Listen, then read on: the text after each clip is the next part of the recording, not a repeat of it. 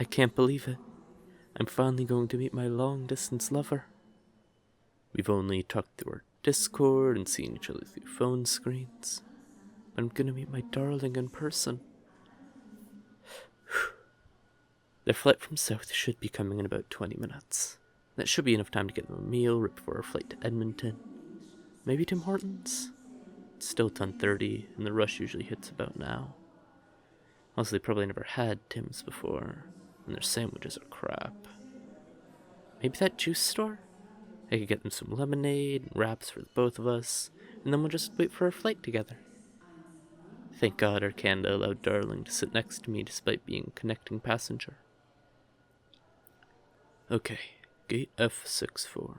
Gate F6. Darling! Hey, babe. I got you some lemonade and wraps. How was your flight? Was it good? That's great. Now, we need to get to gate D40 in about 45 minutes to get to our flight to Edmonton, so we need to rush over.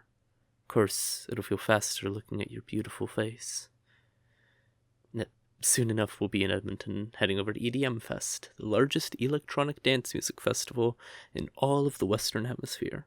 Over 250 artists on 12 stages. A full carnival with over a dozen rides, laser and firework shows. Maybe even a tunnel of love for the two of us.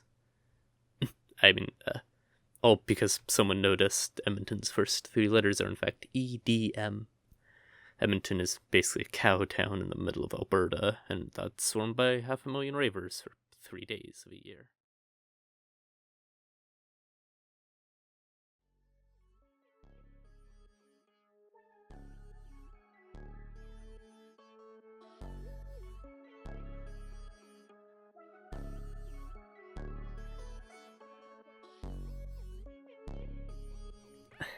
I know it's late, darling, but it's not really dark for long now, and we need our rest.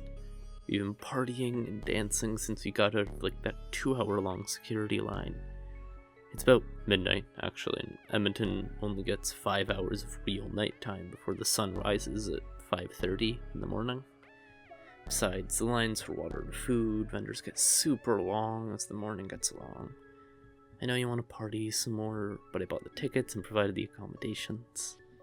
No, it's not a hotel room.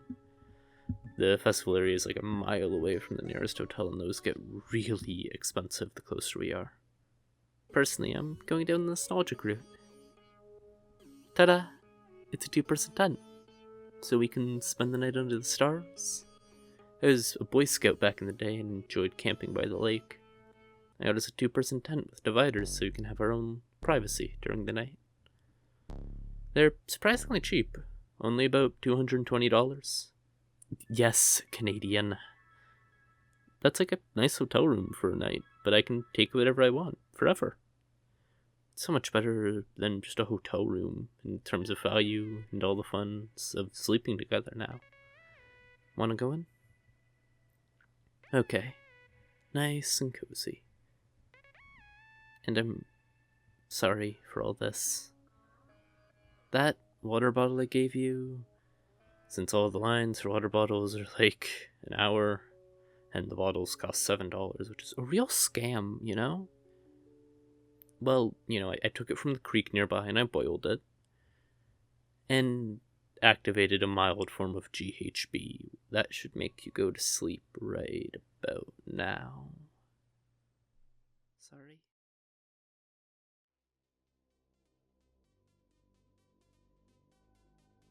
Good morning, darling. I cooked you some pancakes?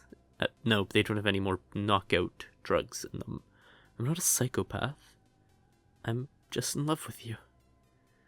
Also, I tied you up in the middle of the tent, so you're stuck in the sleeping bag with those restraints. You can wriggle as much as you like, but you can't leave the bag or the tent. You're like a giant caterpillar in a cocoon. You won't be able to get out unless I let you out of here. Well, since we're a couple, I want you to agree to a few things. One was going to the Excision show tonight. He's my favorite EDM artist who's still alive, anyways. Rip Avicii. And I know that Calvin Harris is doing another show literally 30 minutes later on the other side of the festival. but whenever we were on Discord, you always seemed to be more into the mainstream stuff and never really went deeper into the fandom, which is okay. But besides, Exertion is the king of bass, and his projection shows are always really good. His Shrek show is really fucking cool. You have to see it. Second, you're staying with me. No, not just during the festival. You're going to live with me in my basement in Canada, specifically Ontario, but you get what I mean. Like, what's your life like right now? I don't think you're in college or have any job you can return to. Do you still live with your parents?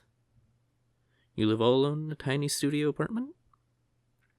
Well, congrats. I guess I'm your new forever roommate. And maybe if you start accepting my love for you, I'll be your husband. I'm gonna start my job in substance abuse counseling soon.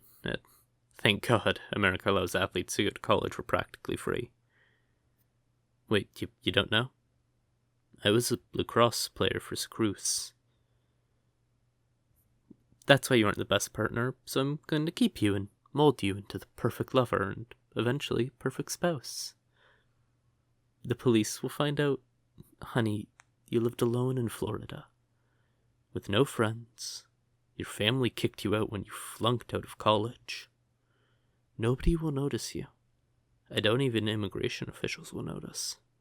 Tourist visas last surprisingly long. And America and Canada are so similar. Soon enough you'll learn to love it. Just like you'll learn to love me.